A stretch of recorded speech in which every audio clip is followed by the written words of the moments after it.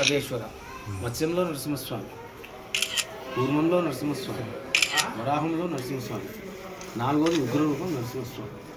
ఇక్కడ వేమనుడు తపస్సు చేస్తే ఎందుకు చేసాడంటే, సురులు అంటే రాక్షసులు, వేమనుడు అంటే మునులు.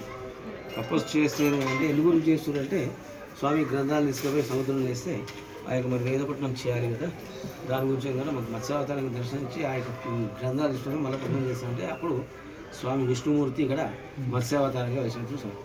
ఇప్పుడు నీళ్ళల్లో చెరువులలో ఉంటాయి చేపలు, కాలువలలో ఉంటాయి, సముద్రంలో ఉంటాయి.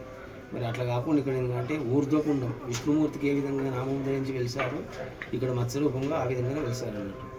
ఆ యొక్క కోనేరులో ఉన్నటువంటి చేపలు 365 రోజులు దర్శనం అవుతాయి. ఈ 365 రోజుల్లో శ్రావణం, భాద్రపదం, ఆశ్వయుజం, కార్తీకం ఈ 4 నెలలు ఇంకా మంచి దర్శనం అవుతాయి. అప్పుడు కూడా కొన్ని సందర్భాలలో దర్శనం కావు. అయ్యో భగవంతుడు ఎంతో దూరం నుంచి మీ దర్శన భాగ్యానికి వస్తే మరి ఇక్కడ మత్స్యావతారం ఏ విధంగా అంటే ఎక్కడ కానీ నరసింహస్వామి సాలగ్రహం ఒక గడ్డం చేసినటువంటి స్వామి, ఏ క్షేత్రమైనా సరే అక్కడ ఉన్నటువంటి స్వామి నామము శంకుడు. శంకుడు నుంచి మొదలుకుంటే చక్రం దాకా ఒక చేప ఆకారం కలిగి చక్రం దిక్కు చేప యొక్క ముఖంగా, శంకుడికి తోకలాగా, ఉదర భాగం నామంలో నరసింహస్వామిగా. మరి మత్స్యావతారంగా వెలిసింది అక్కడ పుష్కరంలో, అది ప్రత్యక్షం, ఇది పరోక్షం.